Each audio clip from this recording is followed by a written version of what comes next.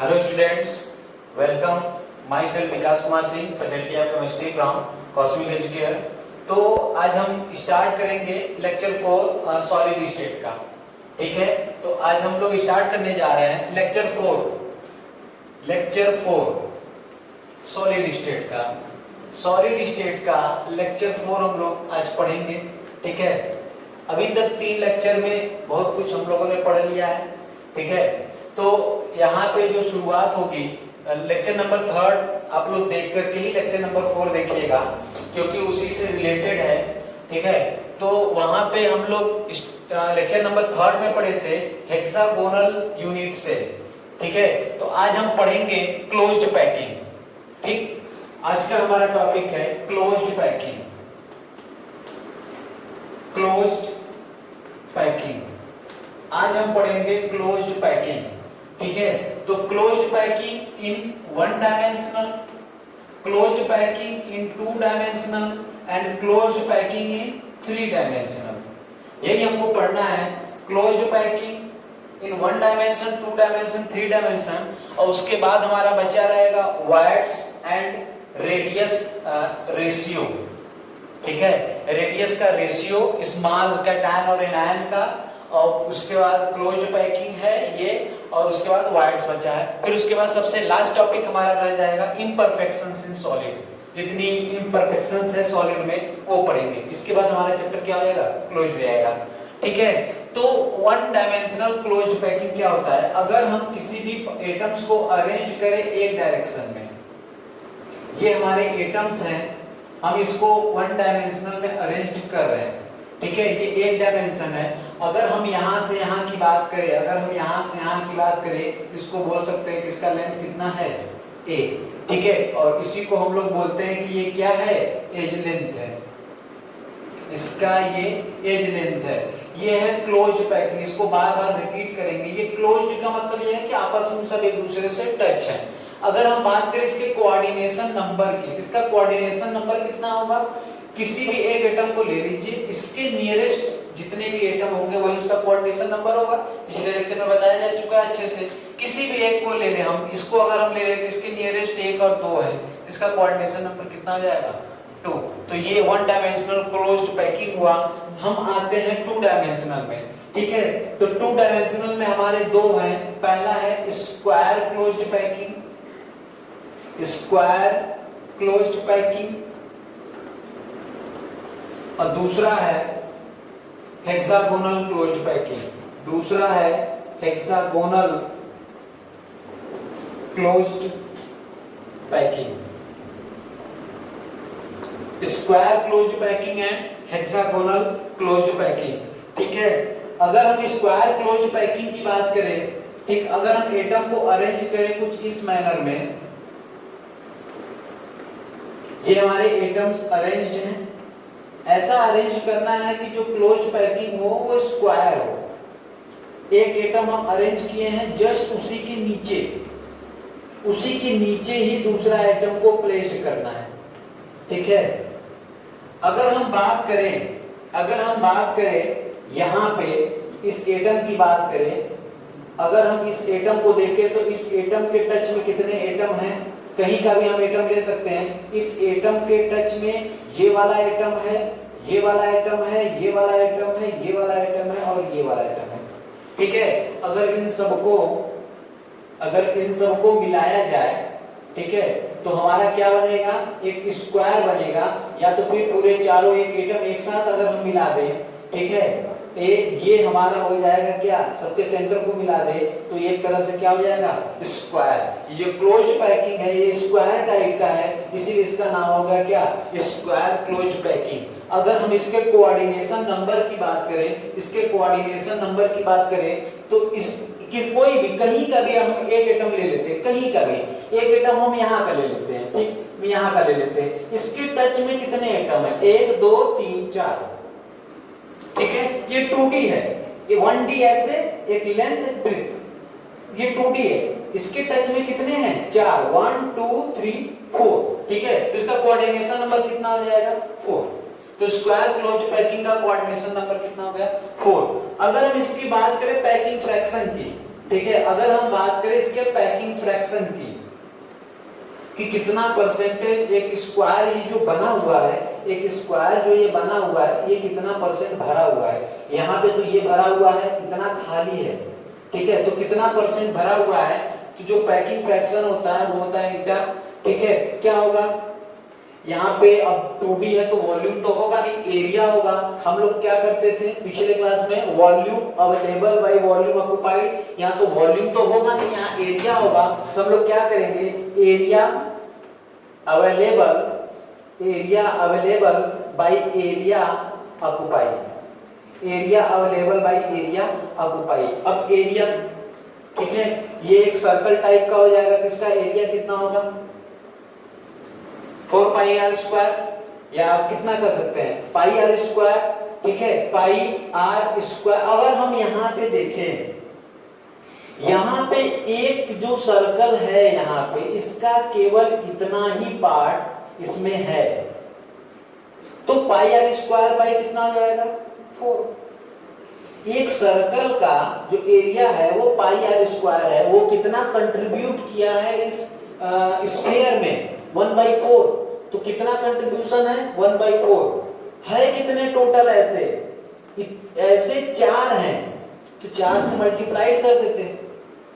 Pi r square by 4 into 4 divided by, ये area occupied है, area available 2D है। यहाँ का डिस्टेंस कितना होगा, यहाँ से यहाँ का डिस्टेंस होगा a, और यहाँ से यहाँ का भी डिस्टेंस कितना होगा a, कितना होगा लेंथ इनटू ब्रेथ, ये कितना आ जाएगा a स्क्वायर, ठीक है।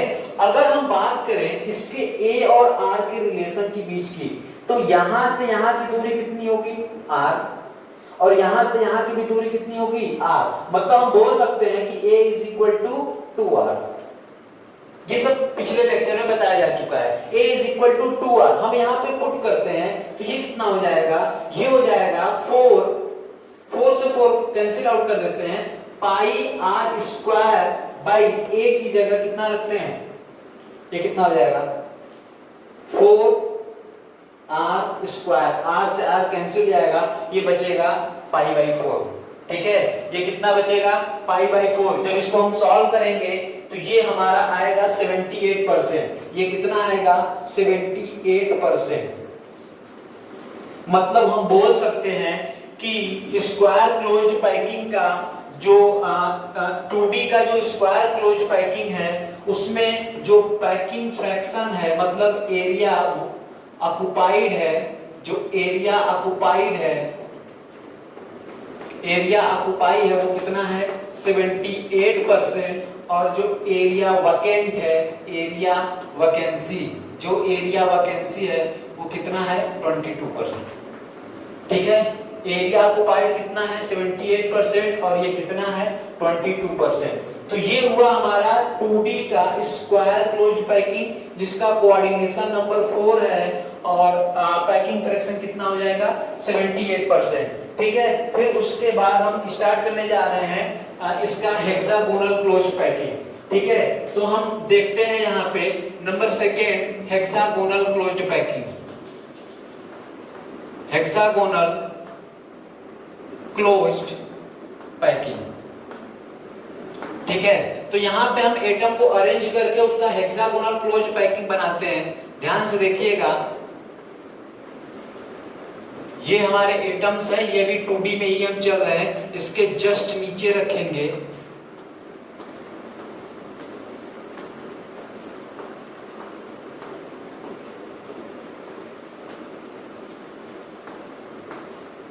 जब इन सबके सेंटर को मिक्स करेंगे, जब आपस में इन सबके सेंटर को जब ज्वाइन करेंगे तो एक हमारा क्लोज्ड पैकिंग बनेगा, और उसी का नाम क्या है हेक्सागोनल क्लोज्ड पैकिंग। ये आपस में टच्ड हैं, ठीक है। अगर हम बात करें, या तो फिर इसको हम ऐसे बनाएं,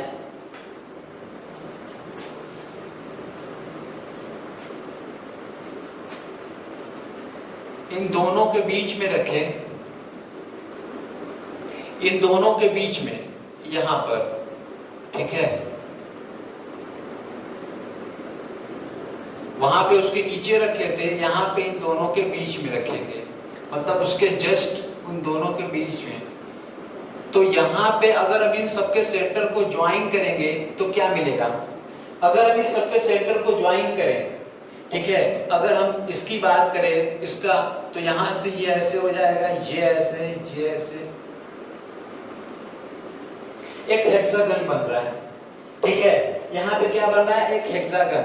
अगर हम बात करें इसके कोऑर्डिनेशन नंबर की, अगर हम इसके कोऑर्डिनेशन नंबर की बात करें तो कितना हो जाएगा? किसी भी एक सिंगल एटम को ले सकते हैं, यहाँ पे कोई भी, जैसे यही ले लेते हैं, एक सिंगल एटम है, इससे कितने एटम नियरेस्ट है या टच्ड है? यहाँ पे 1 2 3 4 5 6, ये जो 6 के 6 एटम है, ये इस एटम को टच कर रहे हैं, इसका जो कोऑर्डिनेशन नंबर होगा वो कितना हो जाएगा? 6। ठीक है, इसका कोऑर्डिनेशन नंबर 6 हो जाएगा। अगर हम बात करें पैकिंग फ्रैक्शन की, अगर हम बात करें पैकिंग फ्रैक्शन की, ठीक है, तो पैकिंग फ्रैक्शन क्या हो जाएगा? ये भी 2D है। जो पैकिंग फ्रैक्शन होगा वो होगा एरिया अवेलेबल नीचे रहेगा, ऊपर हो जाएगा एरिया ऑक्युपाई। ठीक है, अब यहाँ पे ध्यान से देखिएगा, यहाँ पे करना क्या है कि यहाँ पे जो एक सर्कल है, इसका यहाँ पे जो इस हेक्सागन में कंट्रीब्यूशन कितना है? ये केवल कंट्रीब्यूशन 1/3 है।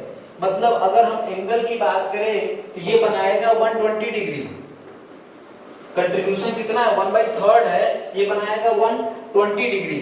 ठीक है, तो अगर हम एरिया अवेलेबल की बात करें तो यहाँ पे हेक्सागन क्या हो जाएगा? यहाँ पे एरिया कितना हो जाएगा?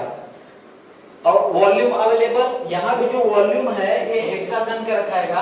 पिछले क्लास में हम बता चुके हैं कि इसका जो वॉल्यूम होता है हेक्सागन का वो कितना होता है? एक जो हेक्सागन बना होता है वो 6 ट्रायंगल से मिलकर के बना होता है। एक ट्रायंगल का बेस एरिया कितना होता है? एक ट्रायंगल का बेस एरिया होता है √a²/4, और ऐसे ही एक हेक्सागन में 6 ट्रायंगल होते हैं। तो मल्टीप्लाई किससे कर देंगे? हम लोग मल्टीप्लाई कर देंगे 6 से। ठीक है, फिर उसके बाद अगर हम एरिया ऑक्युपाई की बात करें तो यहाँ पे कितना हो जाएगा? एक ही सर्कल है तो एरिया अभी हम यहाँ पे देखे हैं πr², यहाँ पे कितना हो जाएगा? πr²। अगर हम बात करें अब यहाँ पे कितने एटम इसमें पार्टिसिपेट किए हैं, तो यहाँ पे जो ये है हेक्सागन, यही इसके अंदर जितने एटम है वही ना होगा उसका एरिया, जितने पार्टिसिपेट किए वही एरिया होगा, बाकी हमसे सबसे क्या मतलब है? तो यहाँ पे एक जो सेंटर में है ये तो पूरा कंट्रीब्यूट इसी में किया है। ठीक, फिर उसके बाद यहाँ पे 1/3 मिल करके एक बन जाएगा। 1/3 जब आपस में मिलेगा तो एक सर्कल पूरा बन जाएगा। फिर यहाँ से 1/3 मिल करके फिर एक बन जाएगा, क्योंकि एंगल 120 का है।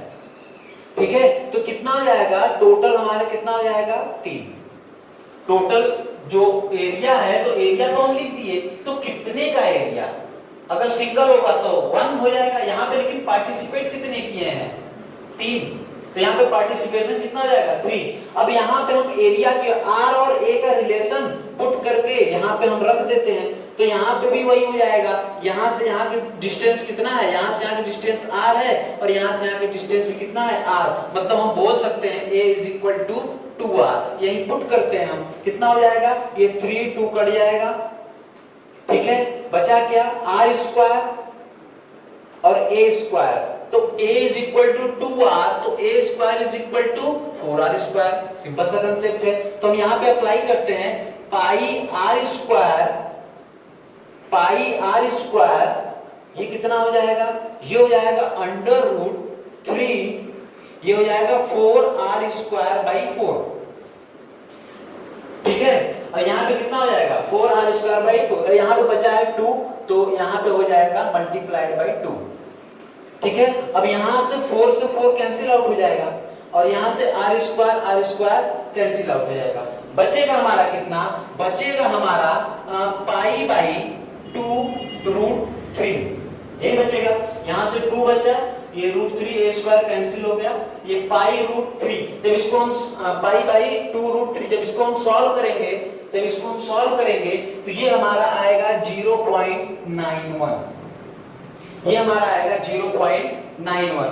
ठीक है, इसका मतलब हम बोल सकते हैं कि जो हमारा परसेंटेज ऑक्युपाइड है, जो हमारा परसेंटेज ऑक्युपाइड है वो कितना है 91%, और परसेंट वैकेंट जो है, वैकेंसी जो है वो कितना है 0.9%। ठीक है, तो ये हमारा 2D का स्क्वायर क्लोज पैकिंग हुआ और हेक्सागोनल है, ये 2D है। ठीक है, इसको कॉपी करिए तो हम आते हैं 3D पर।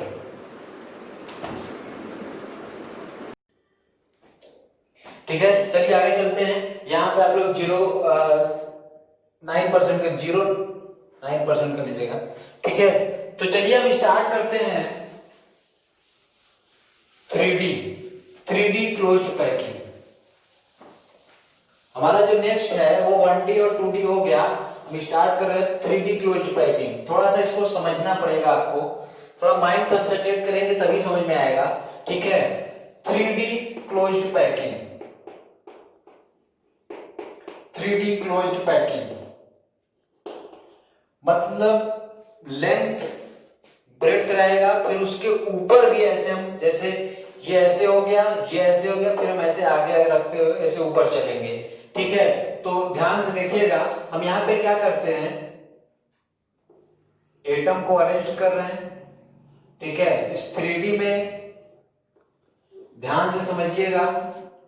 ठीक है, ये हो गया, लेंथ और ब्रेड्थ पहले बना लेते हैं, फिर उसके बाद हम प्लेस करने जाएंगे। ठीक है, आपस में एक दूसरे से ऐसे टच है, ये हम मान के चलेंगे कि जो सबका जो एटम का साइज है वो सब बराबर है, ये हमको मान के चलना पड़ेगा।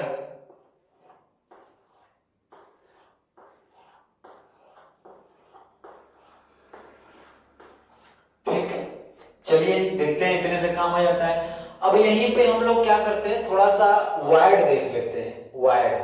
ठीक है, अभी हम वायर्ड को डिटेल में पढ़ेंगे, लेकिन अगर हम यहीं पे थोड़ा सा समझ लेंगे तो काफी आसानी होगी। जैसे यहाँ पर हम एक एटम रखे हैं, यहाँ पर एक एटम, यहाँ पर और एक एटम यहाँ पे, इसके बीच में थोड़ा सा जगह खाली है, वो स्पेस खाली है, उसी स्पेस को बोलते हैं, उसी जगह को बोलते हैं वायर्स। ठीक है, मतलब कि अगर हम ये एक एटम रखे, एक ये एटम और एक एटम, अगर आपको समझने में दिक्कत है तो 3 बॉल ले लीजिए सेम साइज की। ठीक है, यहाँ पर एक, यहाँ पर एक, यहाँ पर, सबको आपस में एक दूसरे से ऐसे हल्का हल्का प्रेस करके चिपके रहिए। बीच में थोड़ा सा जगह बचेगा, उस जगह का या उस स्पेस का जो नाम होगा वो होगा ट्राइगोनल वायर्ड, ट्राइगोनल वायर्ड। ठीक है, उसका नाम क्या होगा, ट्राइगोनल वायर, मतलब 3 से मिल करके बना हुआ है। तो ये हमारा जो वायर होगा वो क्या होगा, ट्राइगोनल वायर।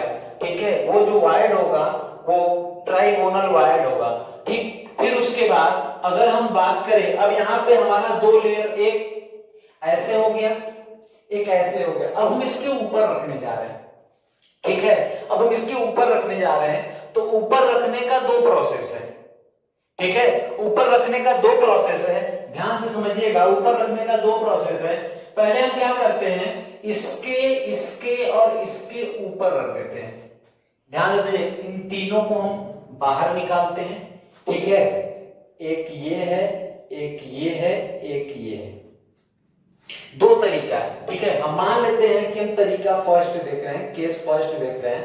ठीक है, हम क्या करते हैं कि एक ये तीनों है, कहीं से भी देख सकते हैं हम। ठीक है, जरूरी नहीं कि यही हो, ऐसा भी हो सकता है, तो आपस में दूसरे को इधर उधर कर देते हैं, मतलब वही होगा, इसको ऊपर नीचे कर देते हैं। फिर उसके बाद हम एक इसके ऊपर रखेंगे, जैसे ही ऊपर रखेंगे 3D हो जाएगा। अभी तक तो ये 2D है, जैसे इसके ऊपर रखेंगे इसका हाइट भी आ जाएगा, ये कितना हो जाएगा 3D हो जाएगा। ठीक है, तो हम क्या करते हैं, इसके ऊपर रखते हैं, यहां पे एक इसके ऊपर रख दिए। ठीक है, चाहे यहां पे रखे चाहे यहां पे, दोनों का मतलब एक ही है। ठीक है, तो ये रखने का दूसरा पहला तरीका हुआ। अभी हम एक दूसरी तरीके से रखेंगे। ठीक है, तो यहाँ पे हम वाइड का भी थोड़ा सा देख लेते हैं। 3 बॉल ऐसे जमीन पर रख लेते हैं, एक बॉल ऊपर रख लेते हैं या नीचे रख लेते हैं, मतलब तो वही होगा। इस जो ऊपर रखे हैं इसको हम पीछे से भी रख सकते हैं या आगे से भी रख सकते हैं, दोनों जगह सेम है। ठीक है, तो उसके बाद जो बीच में जो गैपिंग बचेगी, अगर हम आगे रखे हैं तो पीछे से देखेंगे, ठीक है, या पीछे रखे हैं तो आगे से देख लेते हैं। इसके बाद जो गैपिंग बचेगी, जो वाइड होगा, इसको बोलते हैं टेट्राहेड्रल वाइड, टेट्राहेड्रल वाइड। ठीक है, ध्यान से समझने की कोशिश करिएगा, थोड़ा हम वाइड भी इसमें इंक्लूड कर दे रहे हैं। ठीक है, इसका क्या हो जाएगा, टेट्राहेड्रल वाइड, थोड़ा सा वाइड का भी कंसेप्ट हो जाएगा। अब यहां पे होगा क्या, अगर रखना शुरू करें, हम ध्यान से देखिए, रखना शुरू करें तो क्या होगा, यहां पे एक रख दिए, ध्यान से समझने की कोशिश करिएगा, ये 3D है। ठीक है, ये रख दिए, फिर ये तीनों हो गया, फिर हम यहां रख दिए, फिर ये तीनों हो गया, फिर हम यहां रख दिए, फिर ये तीनों हो गया, फिर हम यहां रख दिए, फिर ये तीनों हो गया, फिर यहां रख दिए, फिर ये तीनों हो गया, हम यहां रख दिए, ऐसे चलता हुआ चला जाएगा। फिर उसके बाद कहां रखेंगे, फिर उसके बाद 1 2 3 यहां रख दिए। ठीक है, हम 1 2 3 यहां भी रख सकते हैं। ठीक है, फिर 1 2 3 यहां रख दिए, फिर 1 2 3 हम यहां रख दिए, 1 2 3। अभी से समझने की कोशिश करिएगा, क्योंकि बनने के बाद कुछ नहीं समझ में आएगा। ठीक है, फिर क्या होगा, 1 2 3 1 2 3 यहां रख दिए, 1 2 3, ऐसे ही हम रखते हुए क्या होगा, आगे चले गए। तो जो वाइड इनके बीच में बनेगा वो कैसा होगा, टेट्राहेड्रल वाइड। ये रखने का पहला तरीका हो गया। अगर हम इसके बाद एक और एटम रखना चाहें, इसके ऊपर या इसके पीछे, ठीक है, ध्यान से समझने की कोशिश करिएगा। ठीक है, ये केस फर्स्ट है, अभी केस सेकंड पे नहीं आया है। अगर केस फर्स्ट समझ में आ गया तो केस सेकंड आसानी से तुरंत समझ में आ जाएगा। ठीक है, अगर हम क्या करें, इसके ऊपर एक और एटम रखें। ठीक है, यहाँ पे थोड़ा सा हम निकाल करके यहाँ हम बना दिए हैं, इससे ये भी क्लियर हो जाएगा और जो टॉपिक पढ़ रहे हैं वो भी क्लियर हो जाएगा। हम ये थोड़ा सा 3 टू निकाल करके ऐसे या ऐसे उसके ऊपर, अगर हम इसके ऊपर एक एटम और रखना चाहें, ठीक है, हम ऊपर रखे हैं तो इस बार नीचे रखेंगे, मतलब अगर हम ऐसे बात कर रहे हैं तो आगे रखे हैं तो पीछे रखेंगे, या जमीन की बात करेंगे ऊपर रखे हैं तो नीचे से रखेंगे। ठीक है, समझने की कोशिश करिए, अगर हम ऊपर से रखे हैं तो नीचे से रखेंगे, अगर नीचे से रखे हैं तो ऊपर से रखेंगे। ठीक है, मान लीजिए कि हम ये ऊपर से रखे हैं, एक हम इसकी क्या किए, पीछे एक और एटम को लगा दिए। ठीक है, समझने की कोशिश करिएगा, हम इसे छोटा बना दे रहे हैं। ठीक है, हम क्या किए, ये आप समझ लीजिए आगे पीछे। ठीक है, अगर हम बात करें, मतलब ये 3 लेयर हो गया, ये 3 लेयर हो गया। पहला ये फर्स्ट लेयर था, फर्स्ट लेयर, जो ये येलो कलर की एटम है वो फर्स्ट लेयर है, और जो ये पिंक कलर का लेयर है ये कैसा है, सेकेंड लेयर है। फिर उसके बाद हम क्या किए, थर्ड लेयर की प्लेसिंग किए। ये हमारा जो व्हाइट कलर का है ये थर्ड लेयर है, थर्ड लेयर। अब यहां पे समझने की कोशिश करिए, अब यहां पे समझने की कोशिश करिए कि यहां पे जो लेयर है, ये वाली जो लेयर है, और जो बाद में ये वाली लेयर लगाए हैं, क्या ये दोनों सेम हैं, ये दोनों सेम है? या तो फिर अगर हम बात करें, ठीक है, ध्यान से सुनिए, या तो फिर हम बात करें ऐसे, इसको हम लोग क्या करते हैं, लेयर थोड़ा सा और डिसाइड कर लेते हैं। जैसे कि अगर हम बात करें ये व्हाइट कलर का, ठीक है, मान लेते हैं कि व्हाइट कलर पीछे लगा है। ठीक है, मान लेते हैं व्हाइट कलर पीछे लगा है। ठीक है, तो जो जिस कलर का है उसी से नाम लिखेंगे तो ज्यादा बेटर समझ में आएगा। ये व्हाइट कलर पीछे लगा है, इसको हम मान लेते हैं कि ये फर्स्ट लेयर है। ठीक, ये फर्स्ट लेयर है व्हाइट कलर का। फिर उसके बाद एक एटम है, ध्यान समझिए, एक एटम है, फिर उसके बाद हम 3 ठो और रखें उसके ऊपर। ये व्हाइट कलर का है, उसके ऊपर हम येलो कलर का 3 ठो रखें ऐसे।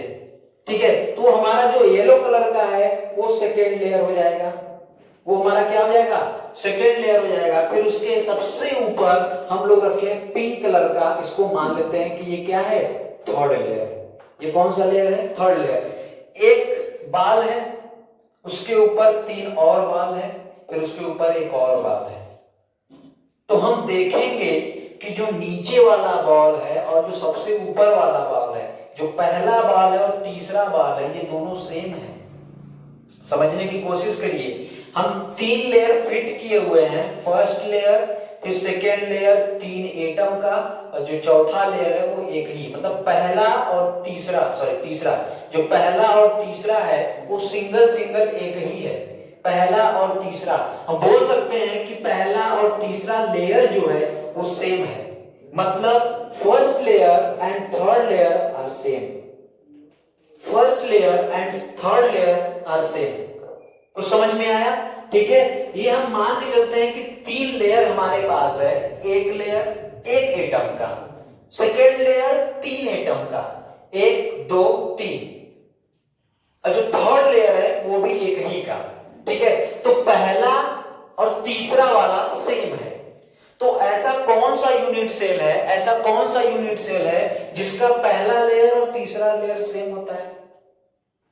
हेक्सागोनल यूनिट सेल, पहला और तीसरा जो लेयर होता है वो क्या होता है? सेल। तो आइए हम बनाते हैं हेक्सागोनल यूनिट सेल। ठीक है, क्या करते हैं? हेक्सागोनल यूनिट सेल को बनाते हैं, यहीं पे देखते हैं हेक्सागोनल यूनिट सेल कैसा था। ये एटम है, ये एटम है, ये फिर ये हेक्सागोनल यूनिट सेल पिछले क्लास में, पिछले लेक्चर में बताया गया है, ये ऐसा था। ठीक है, फिर उसके बाद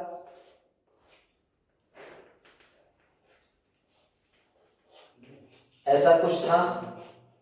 ठीक है, ये है हेक्सागोनल यूनिट सेल, ये आपस में ज्वाइन थे। ये क्या था? यहाँ पे 3 एटम ऐसे लगे हुए थे। ठीक है, पिछले लेक्चर को देखेंगे तभी ये वाला लेक्चर समझ में आएगा। हम मान लेते हैं कि ये वाला फर्स्ट लेयर है, ये वाला फर्स्ट लेयर है, और ये वाला क्या है? सेकेंड लेयर है, और ये वाला क्या है? थर्ड लेयर है। ये वाला क्या है? थर्ड लेयर है। ये जो 6 है ऐसे फर्स्ट लेयर है, फिर 3 तो बीच में रखे हुए हैं सेकेंड लेयर, और ऊपर से फिर एक प्लेटिंग है third layer. First layer, second layer, third layer. हम देखेंगे कि हमारा जो फर्स्ट लेयर है वो थर्ड लेयर के बराबर है, मतलब जो 3D का केस फर्स्ट है वो हेक्सागोनल यूनिट सेल को फॉलो करता है। ठीक है, तो हम लोग बोल सकते हैं कि जो 3D क्लोज्ड पैकिंग है उसको हम लोग हेक्सागोनल क्लोज्ड पैकिंग या हेक्सागोनल यूनिट सेल बोल सकते हैं। जो 3D क्लोज्ड पैकिंग है इसको हम लोग हेक्सागोनल यूनिट सेल या तो फिर हेक्सागोनल क्लोज्ड पैकिंग बोल सकते हैं। क्यों? क्योंकि ये HUC मतलब हेक्सागोनल यूनिट सेल को ही, ये है हमारा हेक्सागोनल यूनिट सेल, HUC को ही फॉलो करता है। तो 3D क्लोज्ड पैकिंग का जो केस फर्स्ट है बोल सकते हैं कि वो हेक्सागोनल क्लोज्ड यूनिट या हेक्सागोनल यूनिट सेल हो सकता है। ठीक है, क्योंकि वो पूरा का पूरा उसी को फॉलो कर रहा है। ठीक है, अब यहाँ पे अगर बात किया जाए कि 3D क्लोज्ड पैकिंग का जो फर्स्ट केस है उसकी पैकिंग फ्रैक्शन कितनी है? ठीक है, 3D क्लोज्ड पैकिंग का जो पैकिंग फ्रैक्शन है वो कितना है? ठीक है, आइए देखते हैं इसका पैकिंग फ्रैक्शन। सिंपल सी बात है, पैकिंग फ्रैक्शन उतना ही होगा जितना उस जो जिसको फॉलो करता है। तो हेक्सागोनल यूनिट सेल की पैकिंग फ्रैक्शन कितनी थी? पिछले लेक्चर में पढ़ा गया है। अगर हम इसकी पैकिंग फ्रैक्शन की बात करें तो ये हो जाएगा 78%। हेक्सागोनल यूनिट सेल का पैकिंग फ्रैक्शन 74%। ठीक है, और इसका कोऑर्डिनेशन नंबर कितना होगा? कोऑर्डिनेशन नंबर कितना हो जाएगा? 12। इसका कोऑर्डिनेशन नंबर कितना हो जाएगा? 12।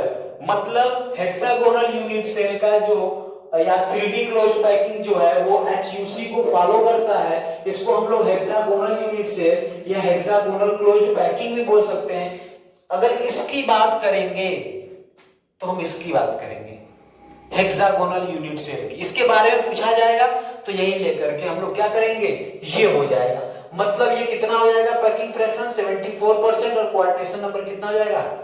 12। ठीक है, अगर हम बात करें इसके लेयरिंग की, फर्स्ट लेयर को मान लेते हैं A है, सेकेंड लेयर को मान लेते हैं B है, तो थर्ड लेयर फिर से क्या हो जाएगा? A, क्योंकि सेम है। फर्स्ट लेयर और तीसरा लेयर क्या है? सेम है। तो अगर हम इसका टाइप बोले, ठीक है, 3D क्लोज्ड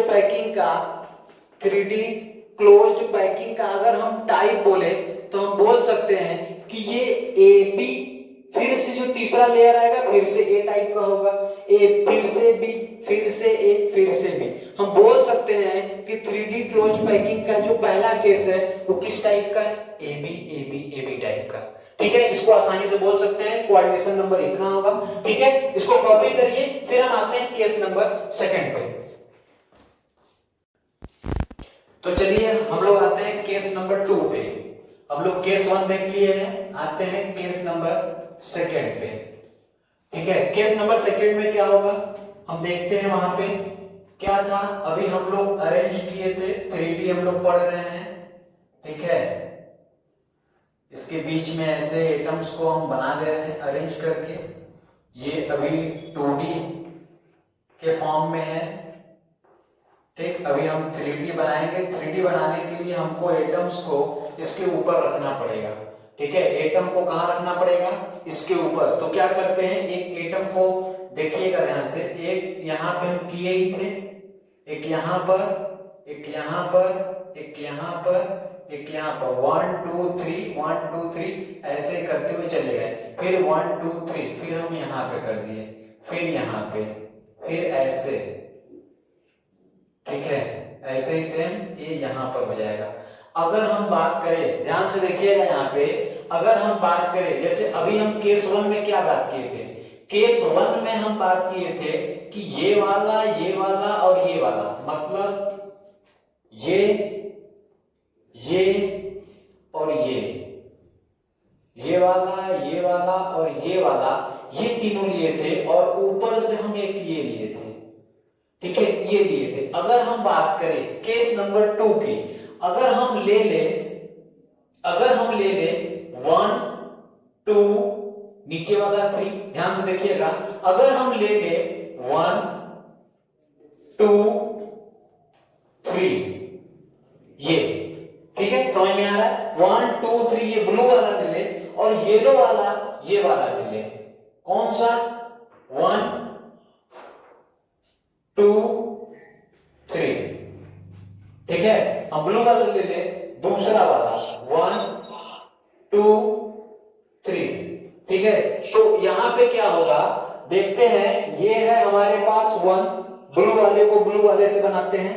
ठीक है, ये हो जाएगा हमारा 1 और ये है हमारा 2 और ये है हमारा 3। ठीक है, अब यहां पे हम क्या करते हैं, एक हम यहां पे ऐसे बनाते हैं, एक ऐसे बनाते हैं और एक यहां पे बनाते हैं। ठीक है, यही वाला हम लिए हैं 1 2 3 1 2 3, ये वाला काम कर लिया हम लोग। ये यहां पे हमारा प्लेस हो गया, मतलब जो ब्लू वाला है वो हमारा फर्स्ट लेयर है। ठीक, और क्या करते हैं, या तो फिर अभी इसको लेयरिंग रहने देते हैं, देखते हैं। ये हमारा एक लेयर हो गया, ब्लू वाला एक लेयर हो गया और येलो वाला एक लेयर हो गया। ठीक है, हम तीसरा लेयर उसके ऊपर प्लेस करने जा रहे हैं। ठीक है, जैसे ही तीसरा लेयर प्लेस करेंगे, मान लेते हैं कि ये एटम ए है और येलो वाला एटम क्या है, बी है। एक तीसरा एटम प्लेस करने जा रहे हैं, ये दोनों आपस में सेम है। सेम का मतलब आप इसको फर्स्ट लेयर मान के इसको सेकंड लेयर मान सकते हैं, इसको फर्स्ट लेयर मान के इसको सेकंड लेयर मान सकते हैं। ठीक है, अब हम इसके ऊपर क्या करने जा रहे हैं, एक एटम को रखने जा रहे हैं, ये इस एटम को रखने जा रहे हैं। ठीक है, अब यहां पे क्या होगा, तो जो ये वाला है वो सी हो गया। क्या ये ए बी सी तीनों सेम है, नहीं। वहां पे हम क्या किए थे, ए बी सी, जो सी था वो ए के इक्वल था, तो उसको सी को हम सी ना मान के ए मान ले रहे थे। ठीक है, तो वहां पे जो पैकिंग था वो ए बी टाइप का था। ठीक है, अब हम क्या करते हैं, ये वाला और ये वाला, ये तीनों अलग है। ठीक है, ये तीन हम रख लिए। फिर उसके बाद अगर हम बात करें एक और प्लेस कर, अगर ये हम ऊपर से रखे हैं तो एक एटम को हम पीछे से रखने जा रहे हैं। ठीक है, ये ब्लू वाला, फिर येलो वाला, फिर व्हाइट वाला, फिर एक जो व्हाइट हम आगे रखे हैं वही चीज हम पीछे रखने जा रहे हैं। तो ये जो व्हाइट है और जो पीछे से एक व्हाइट रखेंगे, ये दोनों क्या हो जाएंगे, सेम हो जाएंगे। मतलब अगर हम चौथा लेयर बी वाला अगर चौथा लेयर इसके पीछे लगाना चाहें तो ये पहले लेयर के क्या हो जाएगा, इक्वल हो जाएगा, सेम दिखेगा। मतलब कि अगर हम 3 लेयर ऐसे प्लेस्ड किए हैं, ऊपर से दूसरा लेयर लगा रहे हैं, ठीक है, 3 लेयर प्लेस्ड किए हैं, ऊपर से दूसरा लेयर लगा रहे हैं, फिर उसके बाद हम तीसरा लेयर लगा रहे हैं, तो तीनों अलग है। अब यही जो लेयर है, आप इसको तीसरा मान लीजिए या पहला मान लीजिए, पीछे से गिनेंगे तो तीसरा, आगे से गिनेंगे तो पहला। अब यही जो एक है अगर हम सबसे पीछे लगा दें तो इमेजिन कीजिए क्या होगा, ये जो है वो पिछले वाले की तरह सेम हो जाएगा, ठीक है। अगर हम मान ले कि सी वाला फर्स्ट लेयर है, सी वाला क्या है, फर्स्ट लेयर है, अब बी वाला हमारा सेकेंड लेयर है, बी वाला हमारा क्या हो जाएगा, सेकेंड लेयर है, ए वाला सेकेंड लेयर है, और बी वाला क्या है, थर्ड लेयर है।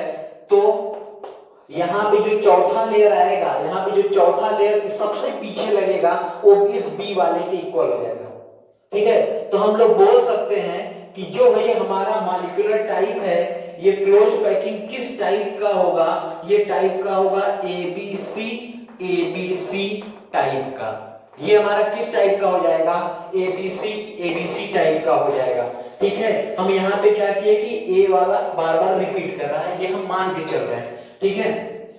अब यहाँ पे क्या होगा कि अब यहाँ पे हम थोड़ा सा वायर्ड की बात कर लेते हैं। हमारे पास ये था तो इसके बीच में जो वायर था वो ट्राइगोनल वायर था, जैसे एक और लगाएं उसके बीच में जो गैप हुआ वो टेट्राहेड्रल वायर था, ठीक है। अभी हम क्या किए हैं कि एक यहां पे लगाए हैं, एक यहां पे लगाए हैं, एक यहां पे लगाए हैं, ठीक है। इसको हम थोड़ा अच्छे से बना देते हैं और ताकि क्लियरेंस हो।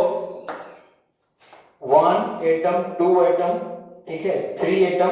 अब यहां पे क्या करते हैं, 1 एटम, 2 एटम और 3 एटम। अब यहां पे जो ये वायर दिख रहा है, ये जो थोड़ा सा खाली जगह दिख रहा है, ये इसको बोलते हैं ऑक्टाहेड्रल वायर, ऑक्टाहेड्रल वायर, ठीक है। ये क्या हो गया, ऑक्टाहेड्रल वायर।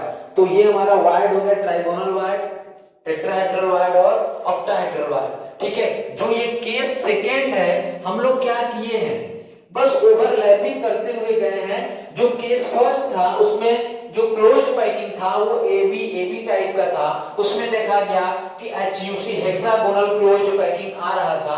लेकिन ये जो सेकेंड है, केस सेकेंड है, ये किसमें देखा गया, ये देखा गया FCC में, ठीक है।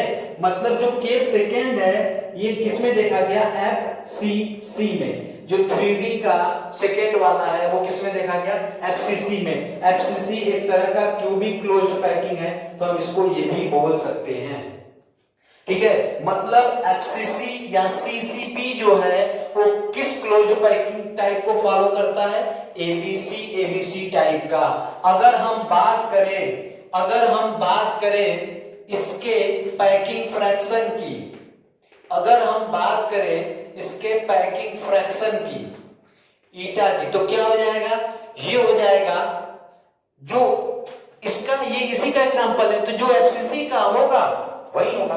तो FCC का पैकिंग फ्रैक्शन कितना है, FCC का जो पैकिंग फ्रैक्शन है वो 74% है। इसका कोऑर्डिनेशन नंबर कितना हो जाएगा, 12, ठीक है, पिछले लेक्चर में पढ़ाया गया है, ठीक है।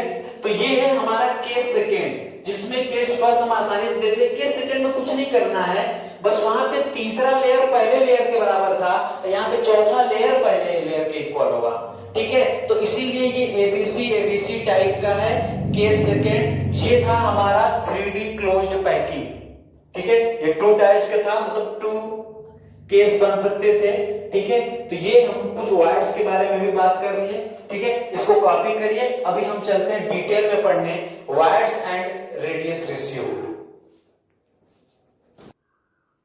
चलिए तो आगे चलते हैं।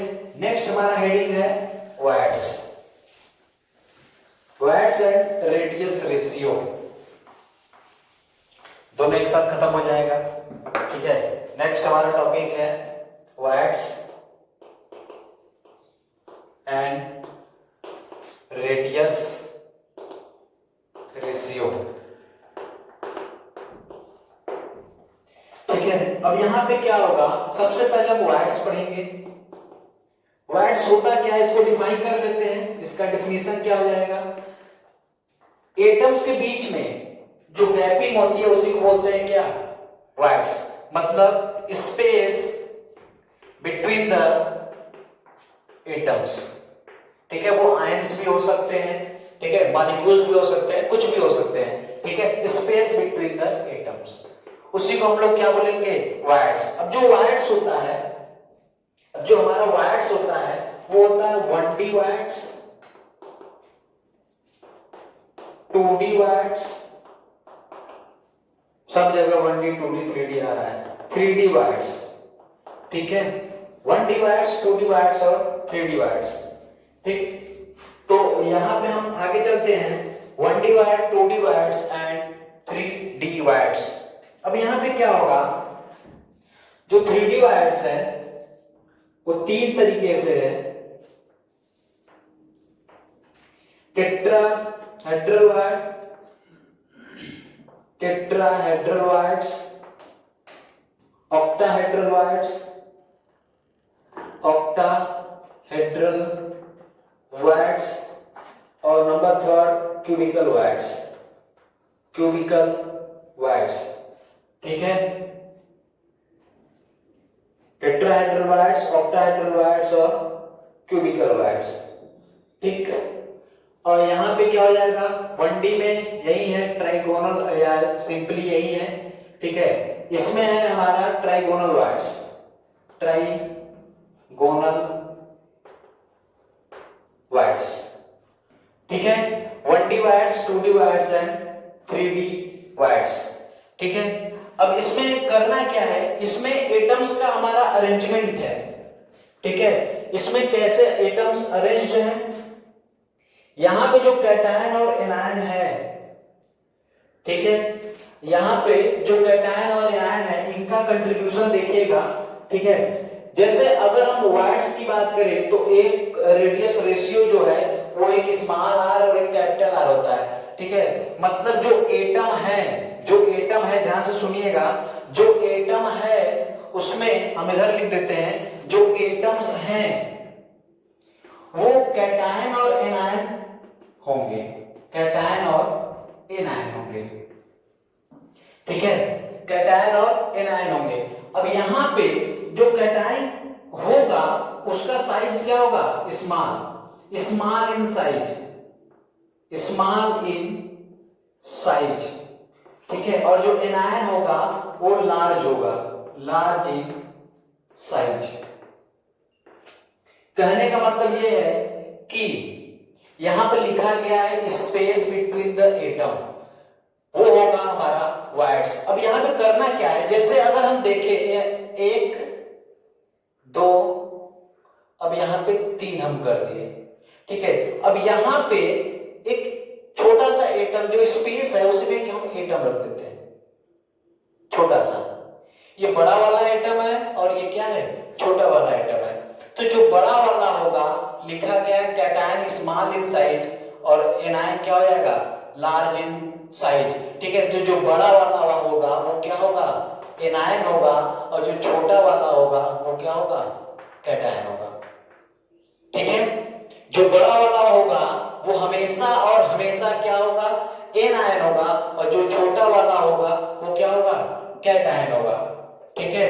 अब यहां पे क्या होगा, ये 1D वाइड्स में हमारा लीनियर वाइड्स आता है, लीनियर वाइड्स, ठीक है, इसमें ट्राइगोनल और ये टेट्राहेड्रल। अब यहां पे जो लीनियर वाइड्स होता है इसका कोऑर्डिनेशन नंबर 2 होता है, ठीक है, इसका कोऑर्डिनेशन नंबर कितना होगा, 2, और 2D वाइड्स में ट्राइगोनल वाइड्स का कोऑर्डिनेशन नंबर कितना होता है, 3, ठीक है। अभी हम इसको देखेंगे कि कोऑर्डिनेशन कैसे होता है। और यहाँ पे टेट्राहेड्रल का कोऑर्डिनेशन नंबर कितना हो जाएगा, 4, यहाँ पे ऑक्टाहेड्रल का कोऑर्डिनेशन नंबर कितना होगा, 6, और क्यूबिकल के लिए, क्यूब के लिए कोऑर्डिनेशन नंबर कितना हो जाएगा, 8, ठीक है। यहाँ पे ध्यान दीजिएगा कि जो एटम्स है वो कैटायन और एनायन से, मतलब जो वाइड्स होगा वो केवल और केवल कैटायन और एनायन का होगा, जिसमें जो बड़े बड़े एटम्स होंगे वो किसका बना होगा, एनायन का। यहाँ लिखा गया है लार्ज इन साइज, और जो स्पेस होंगे उसमें जो एटम भरे जाएंगे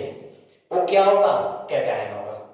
ठीक है, यहाँ पे कैटायन और एनायन का कॉम्बिनेशन हो गया है। ठीक है, अगर हम बात करें 1D वायर्स की, ठीक है, अगर हम बात करें 1 डायमेंशनल वायर्स की, मतलब ये एक डायरेक्शन में होगा, ये केवल और केवल एक डायरेक्शन। कहने का मतलब ये है कि जैसे ये, ठीक है, ये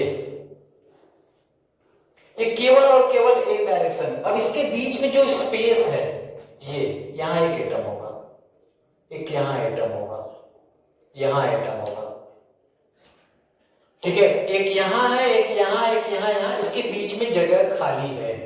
ठीक है, अब इसके बीच में जो जगह खाली है, ठीक है, तो जो एटम अरेंज्ड है हमेशा उसकी साइज जो क्रिस्टल लैटिस में पार्टिसिपेट करेंगे, जो क्रिस्टल लैटिस में पार्टिसिपेट करेंगे उसका साइज हमेशा बड़ा होगा, और वो क्या होंगे, एनायन। ये क्रिस्टल लैटिस में पार्टिसिपेट किया गया है तो ये हमेशा और हमेशा क्या होगा, एनायन होगा। ठीक है, और जो बीच में भरे जाएंगे, जो खाली जगह में भरे जाएंगे, वो हमेशा और हमेशा क्या होगा, कैटायन होगा। कैटायन छोटा है तो इसका रेडियस क्या हो जाएगा, इसका रेडियस हो जाएगा स्मॉल आर। ठीक है, एक रिप्रेजेंटेशन हम मान लेते हैं, और एनायन का जो एटम है वो बड़ा है तो इसका जो रेडियस हो जाएगा वो कितना होगा, कैपिटल आर। ठीक है, उसका रेडियस कितना हो जाएगा, कैपिटल आर, और ये स्मॉल आर। इसी का हमको रिलेशन पता करना है। ठीक है, ये है 1 डायमेंशनल वायर्स। ठीक है, मतलब एक डायरेक्शन में क्या है, क्रिस्टल लैटिस में ये येलो वाले जो हैं ये पार्टिसिपेट किए हुए, बीच में जगह है, उसी जगह में छोटे छोटे एटम्स भरे गए हैं, उसी वायर्ड को ही बोलते हैं 1 डायमेंशनल वायर्ड। इसका कोऑर्डिनेशन नंबर कितना होगा, हम लिखेंगे 2। मतलब जो गैपिंग है इसको बेस मानना है, जो गैप में एटम भरे गए हैं इसको बेस मानना है। अब इससे बेस मान के कोऑर्डिनेशन नंबर का मतलब नियरेस्ट नेबर या टच भी कर सकते हैं। तो इसके टच में कितने हैं, 1, तो या इसके टच में कितने हैं, 1, तो 1 डायमेंशनल है, तो ये इसका कोऑर्डिनेशन नंबर कितना हो जाएगा, 2। ठीक है, इसको कॉपी करिए, आते हैं डायरेक्ट 2D वायर्स। चलिए आगे चलते हैं 2 डायमेंशनल वायर्स। हम आगे बात कर रहे हैं 2 डायमेंशनल वायर्स की।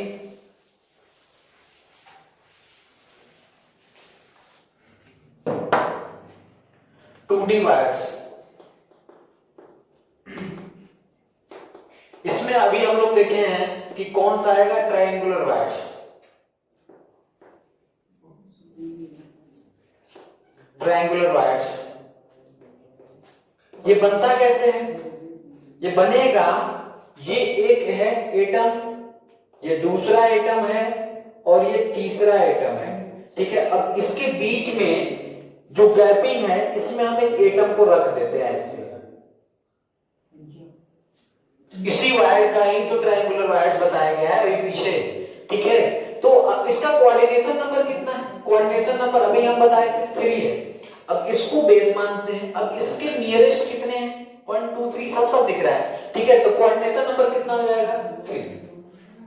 इसका कोऑर्डिनेशन नंबर हो जाएगा 3। अब यहाँ पे जो साइज बड़ी है वो किसका होगा, यहाँ पे जो साइज बड़ी है यहाँ पे दिखाया गया है कि एनायन होगा, एनायन का साइज हमेशा बड़ा होता है, ये है एनायन। ठीक है, जो जिसका साइज छोटा है वो क्या है, कैटायन है। ठीक है, अब यही पे हम क्या करते हैं, ये यहां से हम अगर दोनों को मर्ज कर दे ऐसे, ठीक है, एक बना करके 2 नीचे कर सकते हैं, या 2 ऊपर बना करके नीचे कर सकते हैं। ठीक है, ये दोनों सेम है। अब हम क्या करते हैं, यहाँ पे हम इसको ढंग से बनाते हैं अच्छे से, फिर उसके बाद रेडियस रेशियो इसका देखते हैं। जैसे मान लेते हैं कि यह एक एटम है, ये दूसरा एटम है, और ये तीसरा एटम है। ठीक है, ये एक एटम है, ये एक एटम है, और यह एक दूसरा एटम है। ठीक है, ऊपर नीचे कर सकते हैं, और यहाँ पे एक ऐसे एक एटम को रखा गया है ये वायर्स में। ठीक है, तो यहाँ पे इसका सेंटर यहाँ हो जाएगा, इसका सेंटर यहाँ यहाँ। ठीक है, अब यहाँ पे क्या होगा, हम यहाँ पे यहां से यहां की दूरी कितनी होगी, ये बड़े वाले एटम का है तो रेडियस कितना होगा, बड़ा वाला का कैपिटल आर, और यहां से यहां का कितना हो जाएगा, capital R, same to same इधर भी इधर भी। अगर हम बात करें यहां से यहां की, ठीक है, इस सेंटर से यहां की बात करें हम, यहां की, ठीक है, अब यहां से यहां की दूरी कितनी होगी, यहां से यहां तक की, ये भी कैपिटल आर होगा क्योंकि यहां से यहां बड़े वाले का है, ठीक है। अब यहां छोटे वाले में चलते हैं, छोटे वाले का भी तो ये रेडियस है, तो ये कितना हो जाएगा, स्मॉल आर, ठीक है, ये कितना हो जाएगा, स्मॉल आर। यहीं से परपेंडिकुलर हम ड्रा कर दे, बस इतने को काट करके बाहर निकाल लेते हैं, ठीक है। मान लेते हैं कि ये क्या है, ये x है, ये y है और ये z है, ठीक है, और यहाँ पे सेंटर पे क्या मान लेते हैं, O है, ठीक है। हम इतने को ही, ठीक है, और यहाँ पे क्या कर लेते हैं, यहाँ पे A मान लेते हैं, इस वाले को A मान लेते हैं, इतने पार्ट को हम बाहर निकालते हैं तो हमारे पास क्या मिलेगा, ये मिलेगा, ठीक है। ये है हमारा R, ठीक है, और ये वाला भी हमारा, ये कितना हो जाएगा, ये कितना हो जाएगा, ये भी ये हो जाएगा R प्लस R, ठीक है।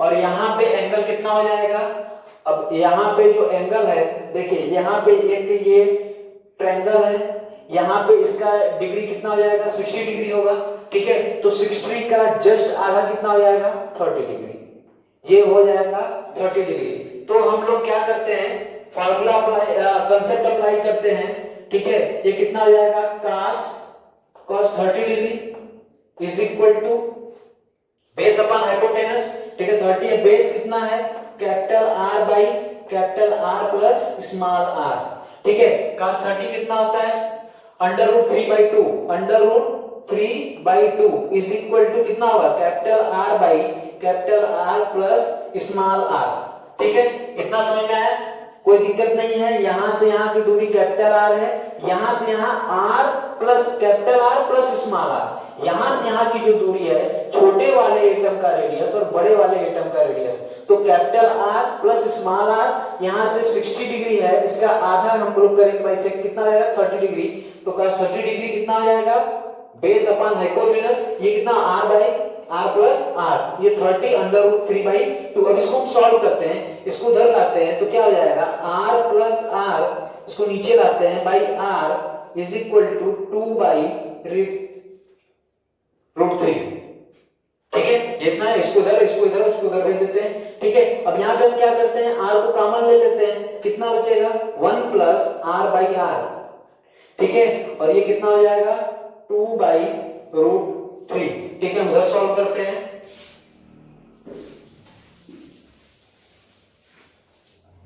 ये हमारा कितना हो जाएगा, यहां इधर सॉल्व करते हैं, वहां है, फिर से लिख देते हैं, 1 plus small R by capital R is equal to 2/√3, इसको इधर भेज देते हैं, तो r by R is equal to 2/√3 minus 1, यही होगा, ठीक है। हम इसको सॉल्व करते हैं तो r by R is equal to कितना होगा, 2 माइनस √3/√3, ठीक है। इसको सॉल्व करिएगा, सॉल्व करने के बाद आएगा small r by capital R is equal to 0.155। Small r radius किसका है, छोटे वाले एटम का, कैपिटल आर किसका है, रेडियस बड़े वाले एटम का। जब इनका रेशियो निकालेंगे, इसको जब सॉल्व करेंगे तो ये आएगा 0.155, ये ट्रायंगुलर वायर्स का रेडियस रेशियो है, ठीक है। कुछ करने की जरूरत नहीं थी, बस सिंपली हम लोग रूल को फॉलो करते हुए चले, ये हमारा रेडियस कितना आ गया, 0.155, ठीक है। तो आज के लेक्चर में बस इतना ही, ठीक है। नेक्स्ट लेक्चर में मिलते हैं हम लोग 3D वायर्स में, ठीक है। उसको ज्यादा समझने की जरूरत है, ठीक है। यहां तक सॉल्व करिए, पढ़िए, थैंक यू।